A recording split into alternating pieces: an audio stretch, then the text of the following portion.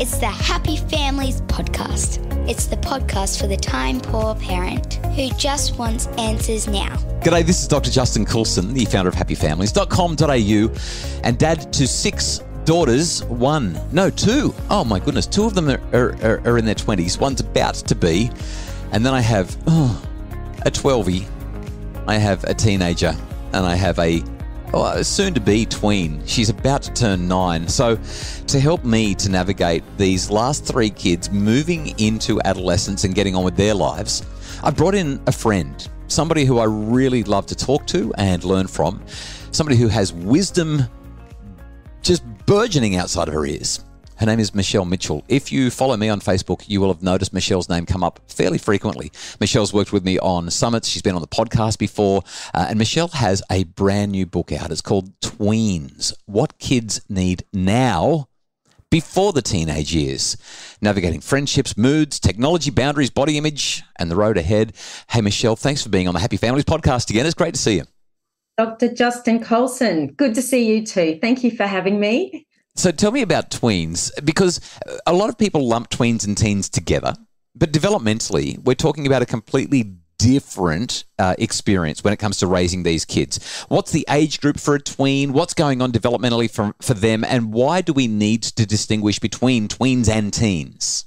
I started writing this book for parents of tweens and teens together because that's a typical narrative. We sort of follow the transition.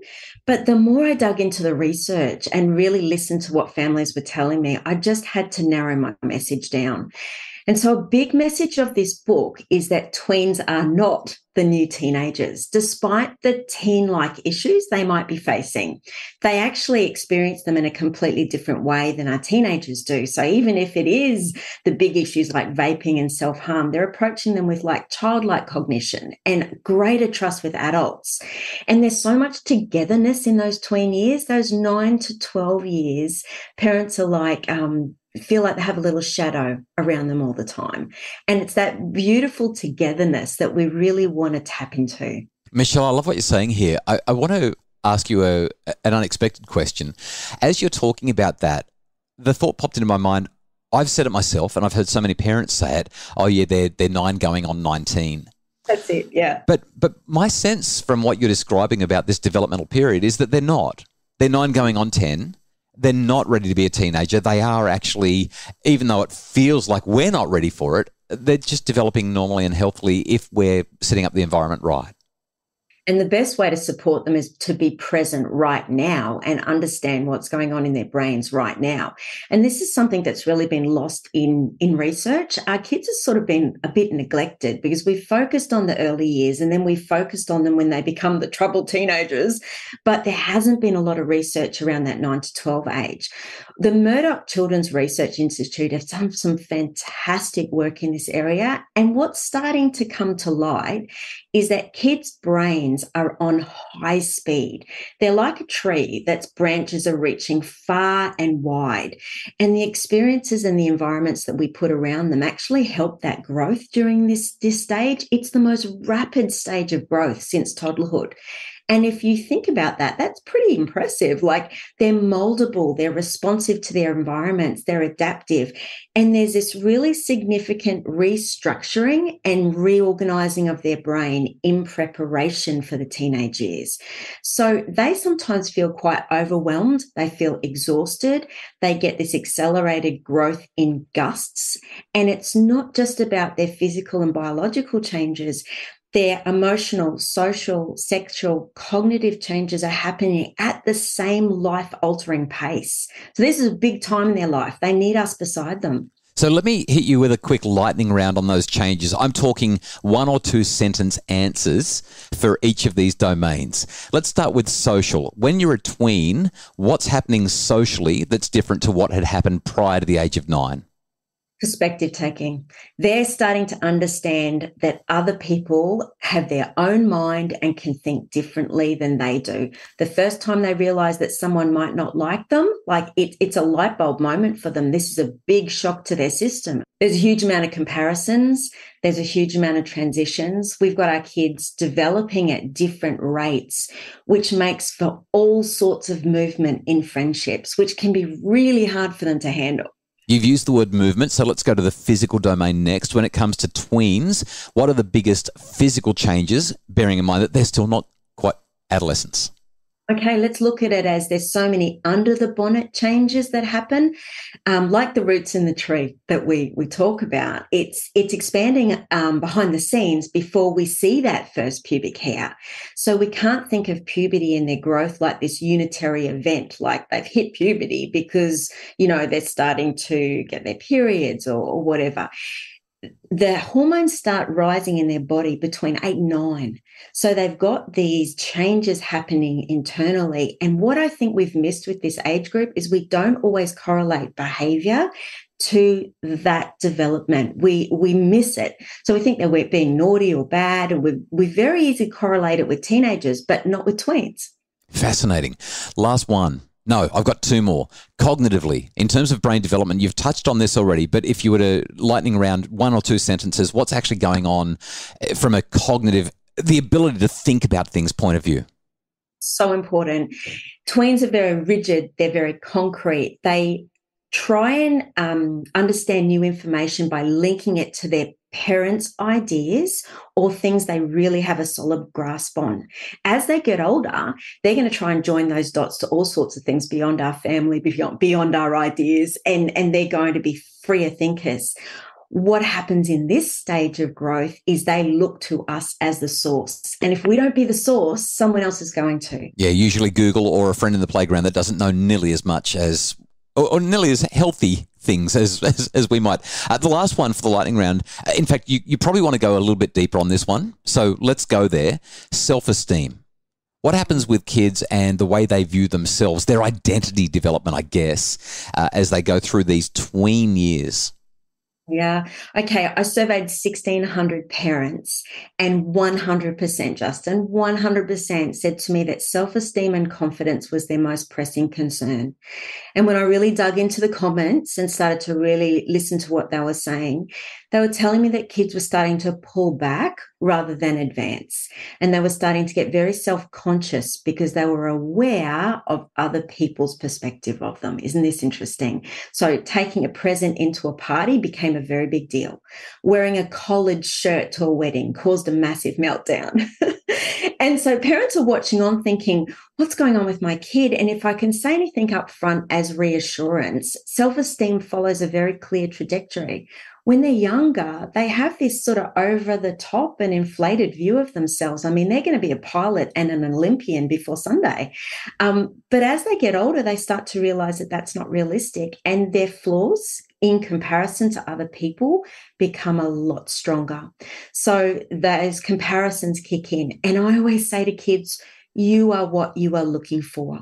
This is going to take some time, but there's that innate blueprint inside of you that you are searching for right now. And I think a big part of the tween years is helping them explore that blueprint. Yeah, what I'm hearing is this is the time where the foundations of what their future identity development will become. This is such a pivotal time. I'm speaking with Michelle Mitchell. She is the author of Tweens, What Kids Need Now Before the Teenage Years. It's the Happy Families Podcast, the podcast for the time-poor parent who just wants answers. Now, loving our conversation, Michelle Mitchell, the author of Tweens, What Kids Need Now Before the Teenage Years. This is a time, 9 to 12, where kids suddenly become, I'm going to say, immersed in technology, and they start pushing boundaries. Technically, we know that kids aren't supposed to be on social media and all that sort of thing until they're 13. But anyone who works in and around schools, talks to kids often, knows that a vast proportion, far too high a proportion of these kids aged between 9 and 12 are on Instagram and TikTok and Snapchat and everything else as well. Can you talk to me a bit about what you discovered in your research about the exposure that our 9 to 12-year-old tweens are having to technology and how it's affecting them? When I surveyed the tweens themselves, they gave me 5 key messages. And one of those messages was, you are missing stuff. So what they're saying to us as parents is, we are growing up quicker than you realize. You're a step behind what's happening. And when I speak in schools around staying safe online and anything around unsafe people, pedophiles, pornography comes into the discussion, I will always have kids come to me afterwards who have conversations with me that they haven't felt comfortable having with their parents. And that breaks my heart, really, to think that they're coming to me as a complete stranger in their life, thinking that I'll understand what's going on in their world more than their parents do.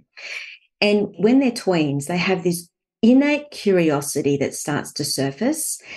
And we need to match that with, I guess, safeguarding their journey, but also our conversations.